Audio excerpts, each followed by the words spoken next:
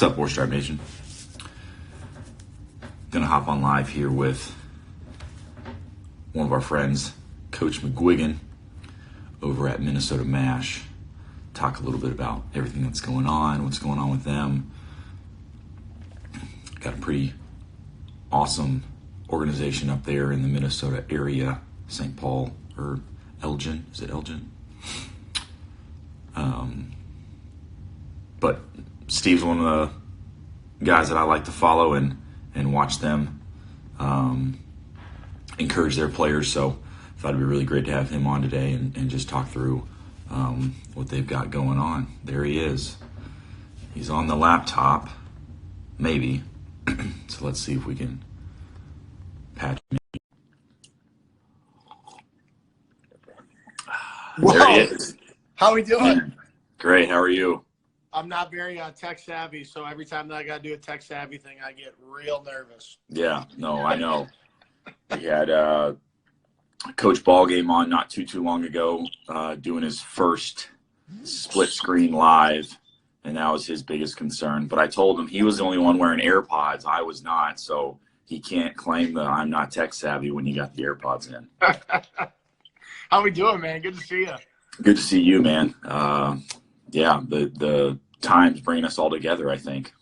Yeah, it's wild. My house is we got 4 guys who live here. They all got girlfriends, so we're pretty much at max capacity over here. Yeah, you're hosting an event at max capacity. 100%. This was like a big deal that I could get the main kitchen table for this. So I appreciate that.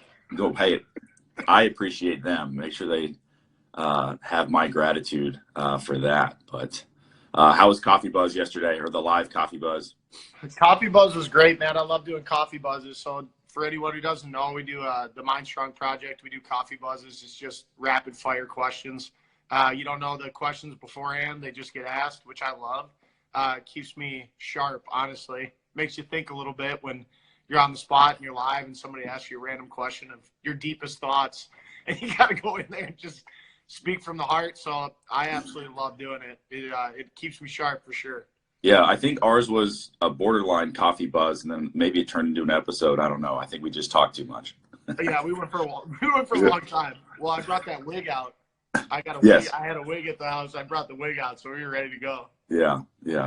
How's the mood up there? I mean, this is, obviously a little bit more serious than a snowstorm, keeping you guys stuck indoors. Yeah. I mean, to be honest, MASH, I've been so proud of the guys that I work with.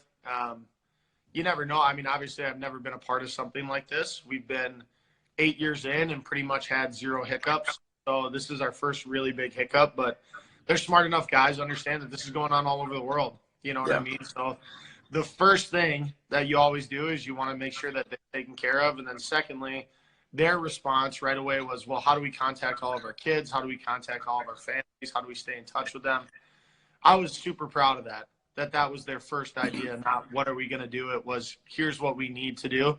So the past couple of days, they've just been contacting all our families, which has been really cool. A lot of MLB The Show, a lot of Fortnite, and the pleasant surprise, I've had about 5 or 6 kids doing puzzles. Okay. Really excited about the puzzles, to be honest. Big puzzle guy. Well, yeah, that kind of takes me into the first thing I wanted to, ask you about or talk about was, I know one of the MASH ideas or foundations is #coaches culture. You guys take your coach vetting system really seriously. We kind of have the same process. Anyone that wants to become a Warstic team, we talk a lot more so before we sign anyone up, because the coach is who drives the ship, right?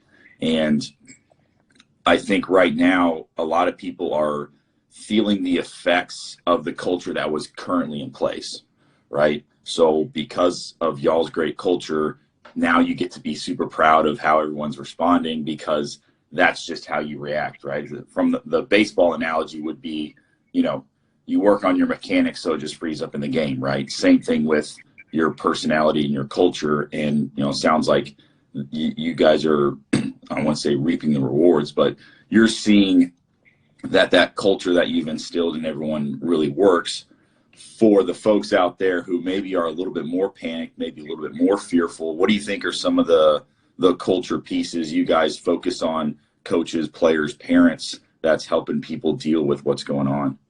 Man, what a great question. Yeah, I mean, I have been super proud of that, honestly, and I appreciate you saying that, because that is what, we want to focus on. When we first got into it, I was 23 years old. Tom, my business partner in MASH, he was 25 years old when we first started. So we were kids, and we went through the first year of it and just followed suit. So what is everyone doing? What tournaments do we go to? What are we supposed to say? Yeah. And after about a year, it was just, okay, there's a lot of flaws here within the club world.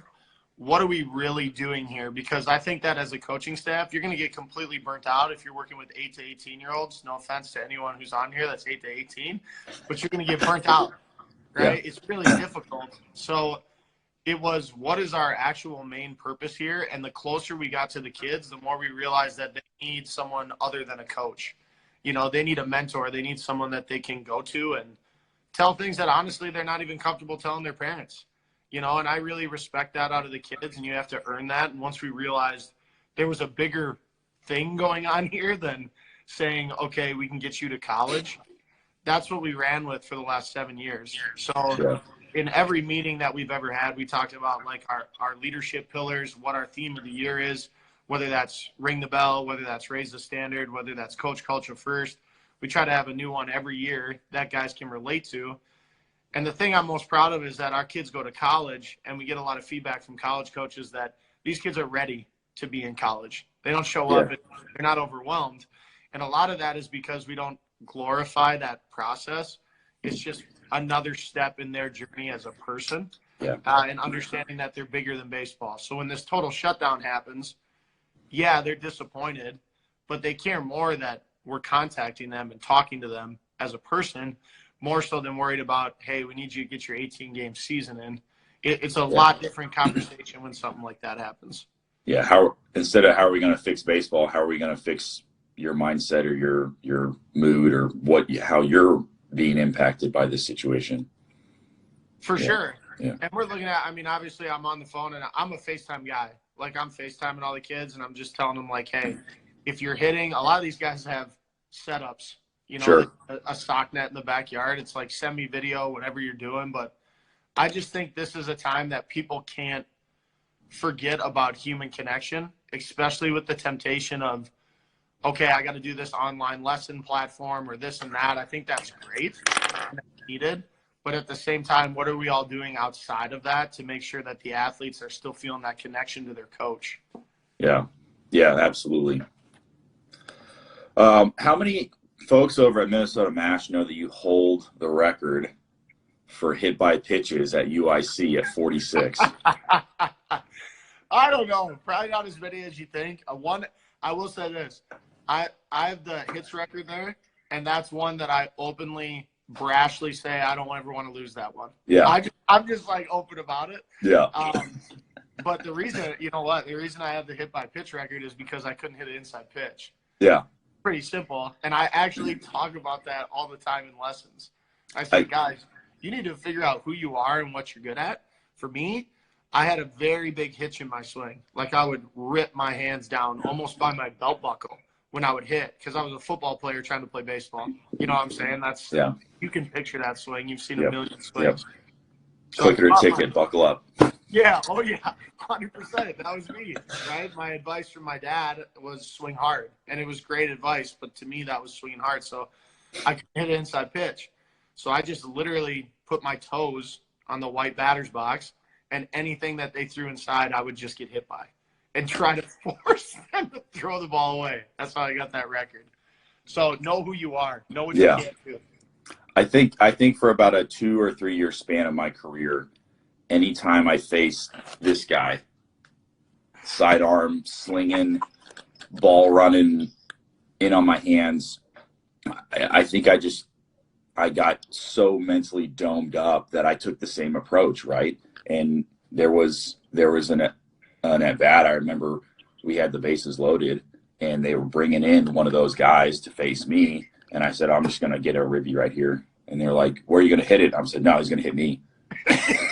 And I went in there and had zero intention of swinging the bat, got my toes sniffing the plate on the black, and then turned in on the first one, turned in on the second one, hit me in the calf. Thank you very much.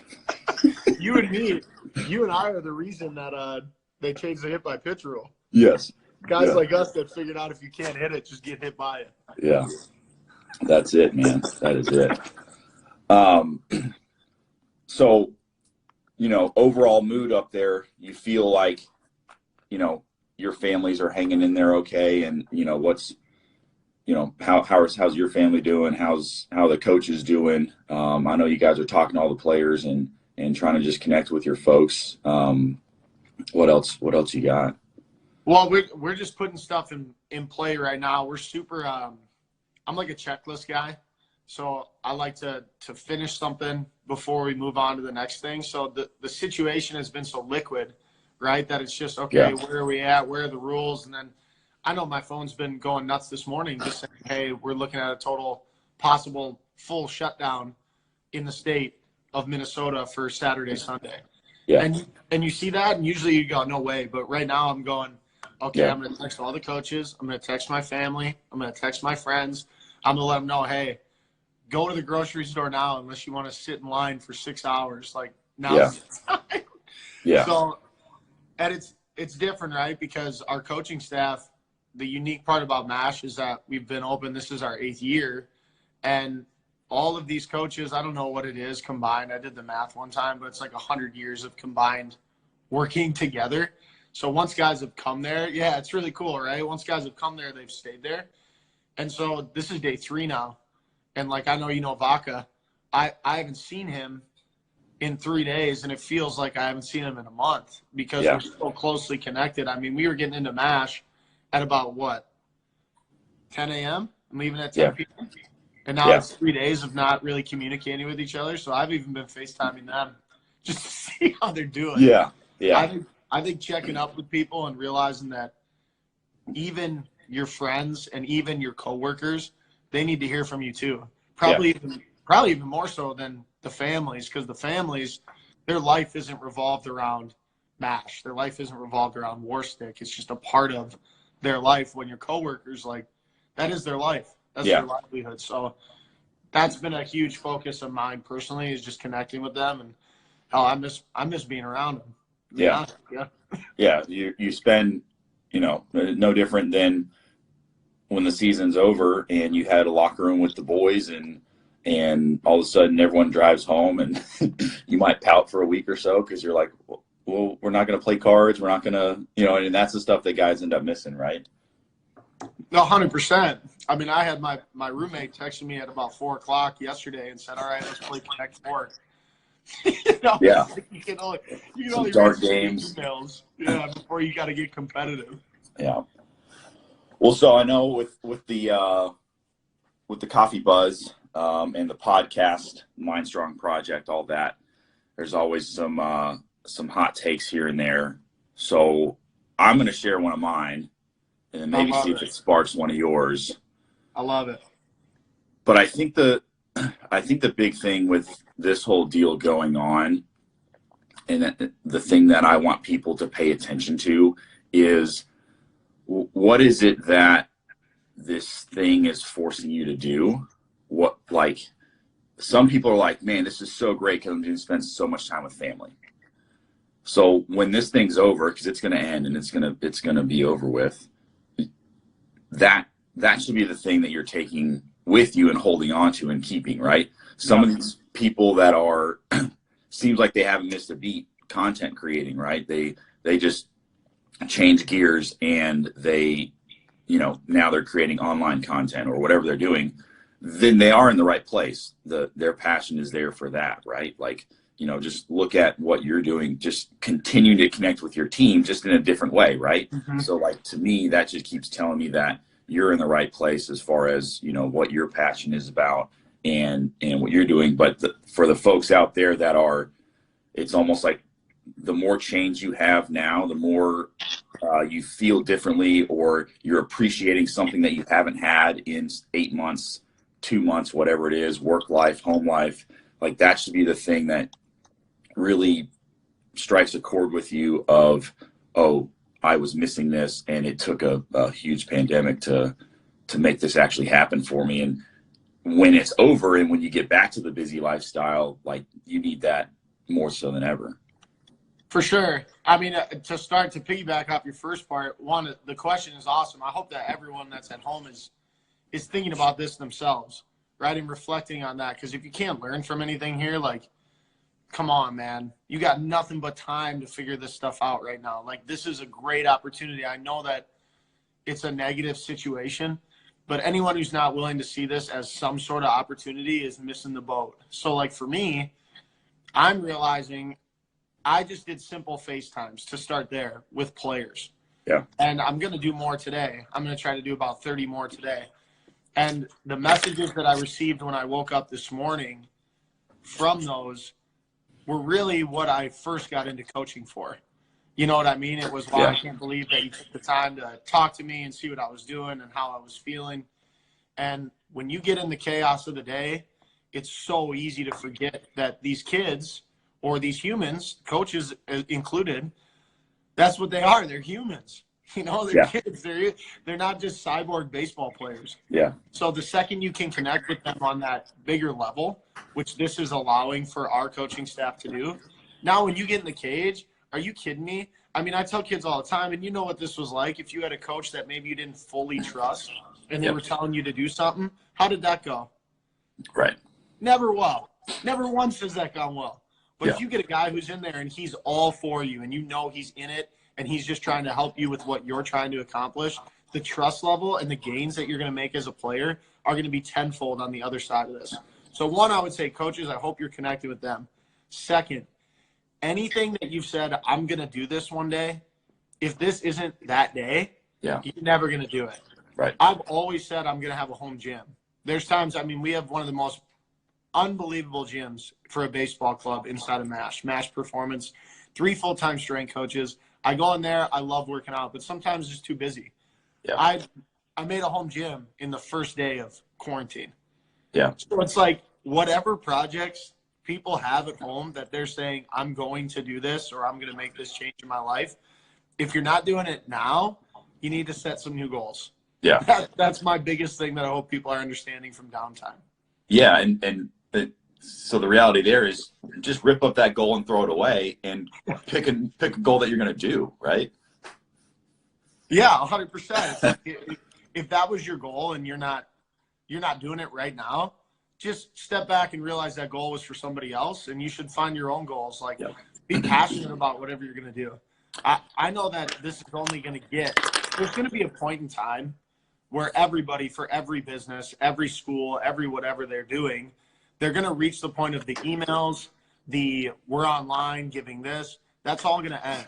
Yeah. And there's going to be about a 5 to 6 day window where guys aren't going to know what to do with themselves. Yeah. I really hope that people are setting themselves up for that time to really catapult themselves into the next part of the summer and the fall months and the winter. You can do so much right now. And I hope people are taking advantage of that. That's my biggest thing. Yeah. Love it, man. Love the energy. I've been preaching to every time I've been getting on live, and we knew we were going to set this up, that you were going to bring the noise. So, you know, I'm just excited to talk to somebody. Yeah, right. Going stir crazy out there. No, and you touched on an idea that we talked about a little bit last night with Coach Ballgame of, you know, forget the baseball questions. Just ask them if they're still together with their girlfriend or what they had for breakfast or, you know, whatever it is. And the cliche of they have to know you care before they care what you know from a coaching standpoint. And yeah, I think we've all had coaches where the switch is turned off before they even try to coach you. And obviously what you guys are doing is really working. My favorite Minnesota MASH coaching story I tell people about my experience with you guys when we had the gratitude tour, and I basically just put my face in the cold water like you did.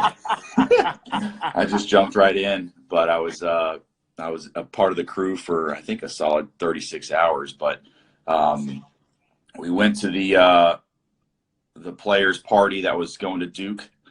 It was Duke Benj. He's at Air Force now. Air Force. Yep. Duke going to Air Force.